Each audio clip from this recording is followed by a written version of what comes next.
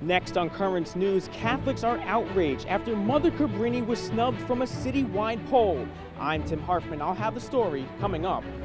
The country's largest abortion provider, Planned Parenthood, could soon be losing millions of dollars in taxpayer money. They're facing a deadline today. There's a growing trend in New York City of Christian communities welcoming travelers to town. They're opening the doors of guest houses where faith and peace live together. Plus, a Queens parish is thriving this summer. Mass on the beach is a big reason why. The news starts right now.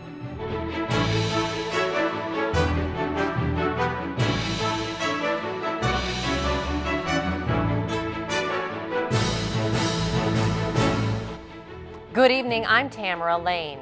There's strong reaction tonight from Catholics in New York City. St. Francis Cabrini is being shut out of a plan to erect statues honoring exceptional women who built the Big Apple. The snub of Mother Cabrini is coming even though she topped a public poll. Currents News' Tim Harfman reports from the Brooklyn church named in her honor. Tim? After the citywide poll, St. Francis Xavier Cabrini received the most votes, but she isn't getting a statue. Now that we're so conscious about all the immigrants, we're just pushing her on the side and getting rid of her. It's a disgrace. Ursula Augusta is outraged that the patroness of immigrants, Mother Cabrini, won the poll and was snubbed. The city's First Lady, Charlene McCray, facing backlash after ignoring the poll results of her She Built NYC campaign, a public arts initiative honoring the diverse history of women in the boroughs. Father Guy Spardone, pastor of St. Francis Cabrini Church in Bensonhurst, Brooklyn, says the parish is disappointed. If she opened it up for public voting and we took the process seriously in terms of asking people to nominate and vote for St. Francis Cabrini, why it's not being honored. Over 320 women were nominated online. Mother Cabrini receiving the top spot with 219 votes. 7 other women are being chosen for the project, which is funded by $5 million of taxpayer money. Mother Cabrini arrived in New York from Italy in 1889 to help immigrants. John Heyer is an archivist and parishioner of Sacred Heart's St. Stephen Church in Carroll Gardens. Mother Cabrini opened a school there. And she established schools, convents, hospitals, orphanages, throughout the United States. Only 5 of the city's current 150 statues are dedicated to women. Parishioners turning to their local council member Justin Brennan for help, prompting him to write a protest letter to First Lady McCray. Not because she was Catholic, not because she was Italian, but because she helped so many immigrants. This was her MO. Today there are murals, church statues, and even a Brooklyn park honoring Mother Cabrini. But Catholics say that's not enough. All that she did is still very relevant for our city, and that's why we felt that she would be someone who built New York. And for Father Spardone, honoring Mother Cabrini is very special to him, not only as the pastor of this Brooklyn parish, but the saint taught his grandmother in the early 1900s in Little Italy. In Bensonhurst, Brooklyn, Tim Harfman, Currents News. Another top story tonight, the firing of NYPD officer Daniel Pantaleo, who was involved in the deadly chokehold of Eric Gardner, who died 5 years ago after telling cops he couldn't breathe. The police commissioner this afternoon announced his decision to terminate Pantaleo in line with the recommendation from the department's deputy commissioner for trials. In this case, the unintended consequence of Mr. Gardner's death must have a consequence of its own. Therefore, I agree with the Deputy Commissioner of Trials' legal findings and recommendations. It is clear that Daniel Pantaleo can no longer effectively serve as a New York City police officer. In carrying out the court's verdict in this case, I take no pleasure. I know that many will disagree with this decision, and that is their right. There are absolutely no victors here today. Not the Gardner family, not the community at large, and certainly not the courageous men and women of the police department, who put their own lives on the line every single day in service and to the people of this great city. Today is a day of reckoning, but can also be a day of reconciliation. This was not an easy decision. It's not something that I could make over a few hours. You know, I've been thinking about this since the day I was sworn in as police commissioner. So it's the decision was made in the last couple of days. Pantaleo's lawyer said his client will sue the police commissioner to win back his job. Garner's family thanked the police commissioner for doing the right thing and said it would continue to press for New York state legislation making it a crime for a cop to use a chokehold. The country's largest abortion provider, Planned Parenthood, is set to lose millions of taxpayer dollars as soon as today. That's the deadline set for the Trump administration's Protect Life rule, which bars federal money from being used to promote or provide abortions as a means of family planning. Planned Parenthood is asking a federal court in San Francisco for so-called emergency relief from the rule. The U.S. economy is strong in the eyes of President Donald Trump, even though there are fears tonight of a brewing global recession. Whitney Wild reports on what the White House is doing to quell concerns that an economic downturn could spread to our shores. After a week of Wall Street whiplash, stocks surged Monday, a sign investors think the trade war with China may soon end. Sunday, the president tweeted, "We are doing very well with China and talking."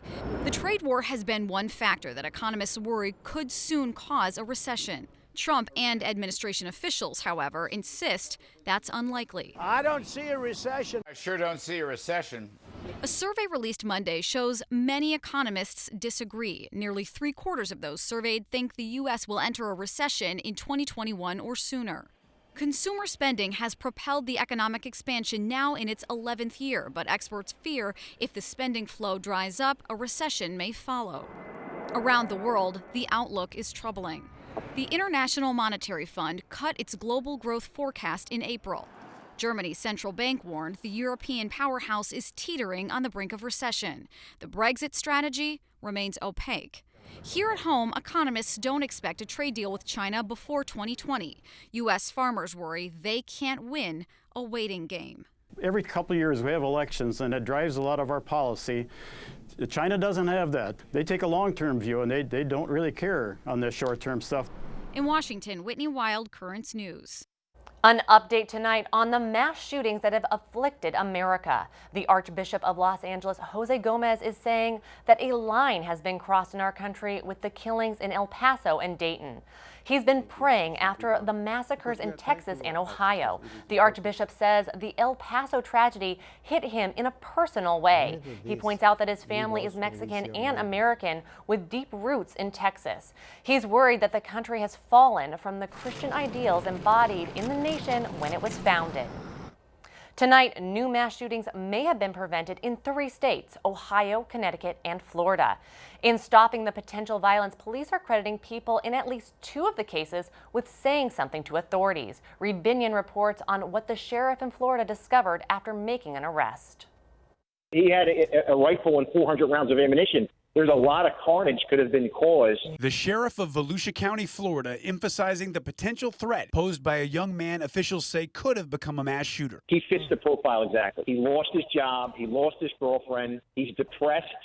He's got the ammunition, and he wants to become known for being the most prolific killer in American history. Authorities arrested 25-year-old Tristan Scott Wicks and charged him with threatening a mass shooting after his ex-girlfriend told police he had sent her texts threatening to carry out a shooting. The girlfriend is a real hero here. A tip from the public also led to an arrest in Ohio. Police say 20-year-old James Patrick Reardon threatened to carry out a shooting at a Jewish community center. He's been charged with telecommunications harassment and aggravated menacing after authorities say he made an ominous post on his Instagram account, which they say contained anti-Semitic material. Police found a cache of weapons and ammunition at Reardon's home, and he made his ideological leanings clear in a National Geographic documentary about the now infamous 2017 Unite the Right rally in Charlottesville. I want a homeland for white people, and I think every race should have a homeland for their own race. Another arrest in Connecticut, where police say 22-year-old Brandon Wagshaw expressed interest in committing a mass shooting on Facebook. Authorities found weapons at his home as well. He's charged with illegal possession of large-capacity magazines. He thought that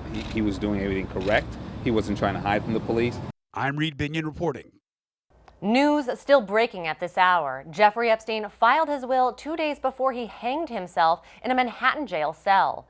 The New York Post is reporting the documents show the convicted pedophile was worth more than $577 million. The will was filed in the U.S. Virgin Islands. Tonight, pro-democracy leaders in Hong Kong are urging Catholics to take a major role in the demonstrations against the Chinese government. Massive and peaceful crowds flooded the city's streets yesterday, with estimates as many as 1.7 million people on the march. Responding to the call for action, the president of the Catholic Students Association said cooperation among Christian groups would be powerful since they and the demonstrators have the same values and goals. A devastating fire has left as many as 50,000 people homeless after ripping through a slum in the Bangladesh capital of Dhaka. CARITAS, the Catholic charity in the city, is rushing to bring aid to the enormous number of people affected by the blaze. After the fire was out, the extent of the damage was revealed in the light of day. CARITAS says the people need food, clothes, and shelter. Stay right here for news you won't find anywhere else, including this report. This hotel provides Catholics with a sanctuary in New York City. I'm Emily Druby, and that story is ahead. Why is a new fire truck outside St. Patrick's Cathedral? It comes right after the Notre Dame Inferno in Paris.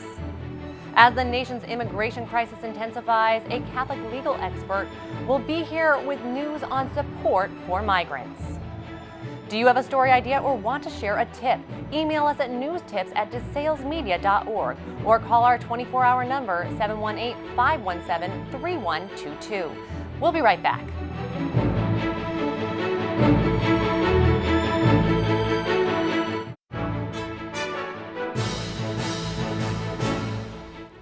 A record number of tourists are visiting New York City this year, and they need a place to stay. Currents News' Emily Druby reports on guest houses in town that offer travelers something special, rooms where faith and peace can be found.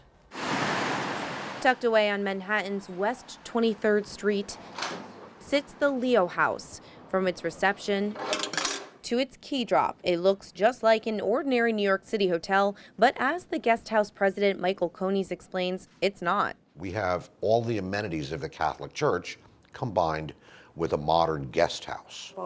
Sister MARILYN ELLICKSON has walked these halls as an employee for 12 years. The Catholic guest house has a chapel for Mass, the rosary is prayed daily, and religious symbols adorn the walls. But as Sister ELLICKSON explains, from Mother Teresa, who stayed there, to a non-believer, everyone is welcome. The mission of the Leo House is hospitality, and it is carried out because, well, first of all, everyone is invited to stay here, and we have had guests here from all over the world, every religion. In 2018, 65.2 million people visited New York, where the average cost of a hotel room is at least $216 per night.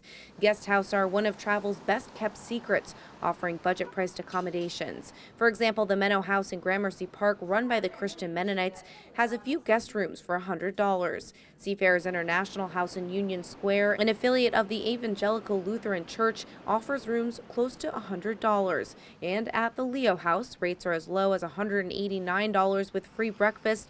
There's also no taxes because of their nonprofit status, and they offer discounted rates under $100 for clergy, guests in town to visit the sick, and service members. Price was why Sylvia, who is Catholic, chose to stay at the Leo House. Because I was comparing the prices, I traveling alone, and I think it's a very good place. Every year, about 40,000 guests from all over the world make the Leo House their home for a little while, enjoying the price, the community, and, as their guests say, seeing Jesus around every corner. In Manhattan, Emily Druby, Currents News.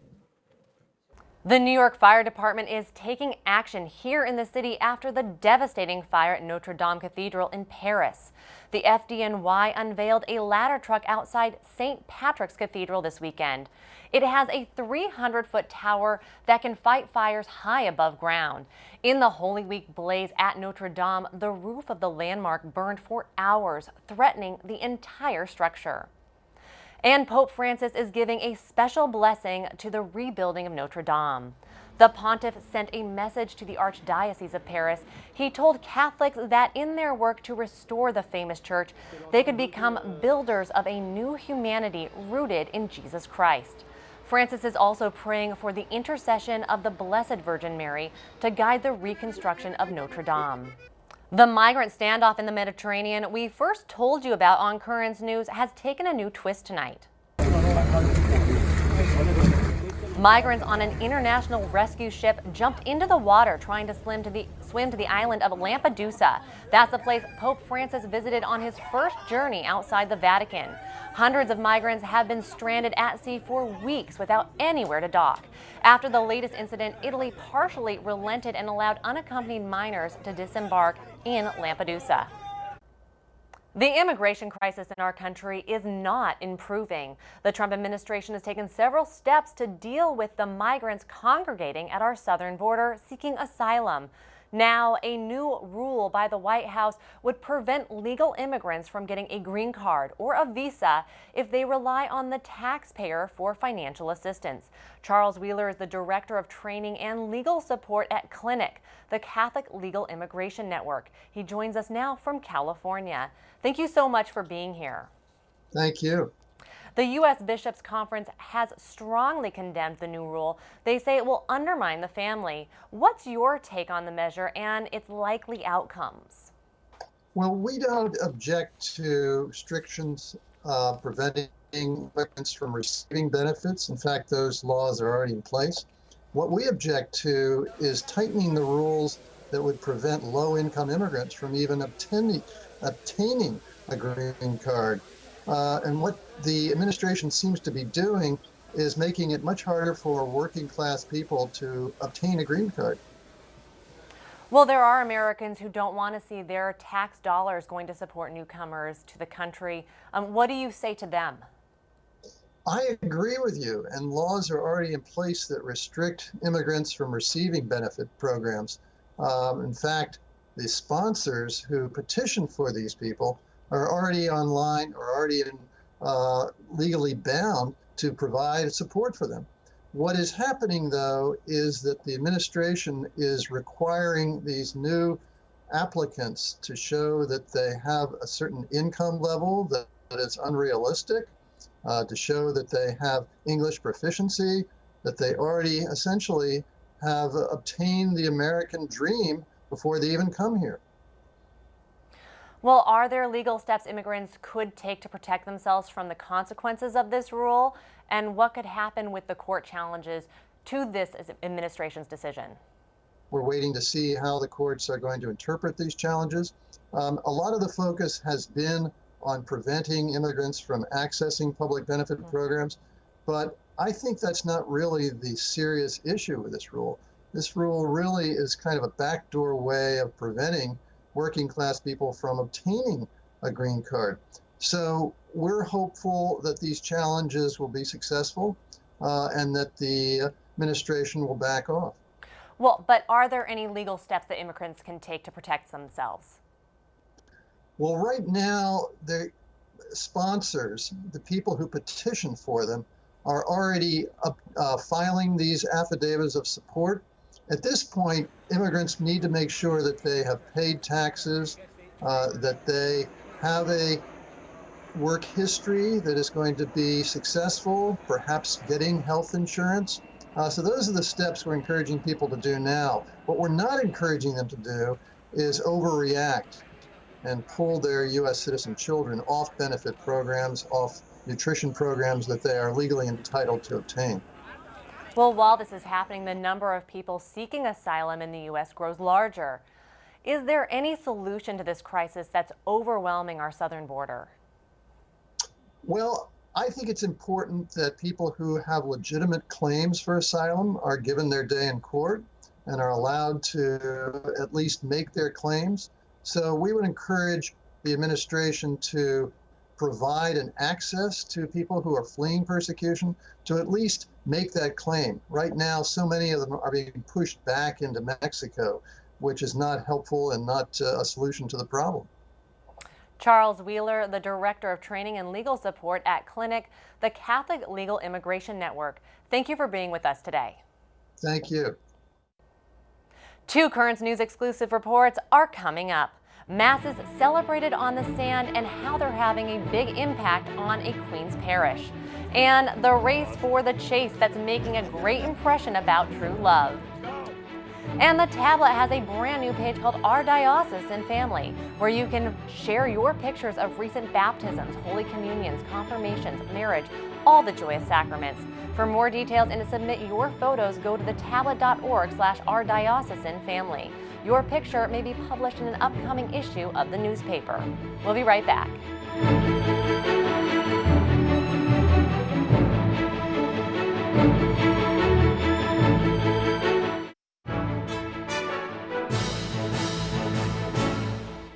Summertime is often a lean time for many parishes. Catholics are away from home on vacations, but there's a church in Queens that's thriving in the heat. Currents News' Tim Harfman is back now to tell us why.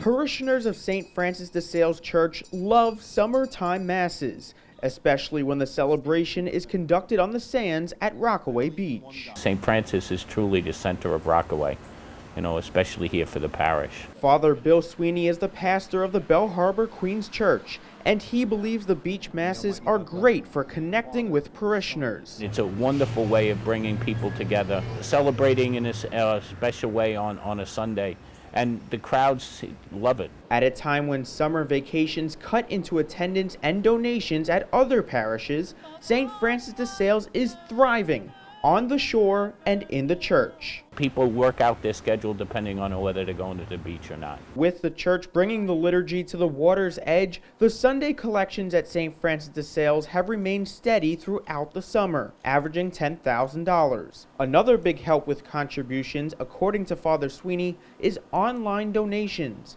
That way parishioners who are on vacation can keep on giving. We have a lot of people using that, try to keep up with the times. As for worshiping God on the beach, parishioner Lorraine Agolia explained on Sunday what she appreciated most. My daughter, who's 15, she was even saying, wow, how cool is it that our whole neighborhood, where everybody's going right now with their beach chairs as they're walking down the street. There's something else the St. Francis de Sales community is doing to keep the summer hot.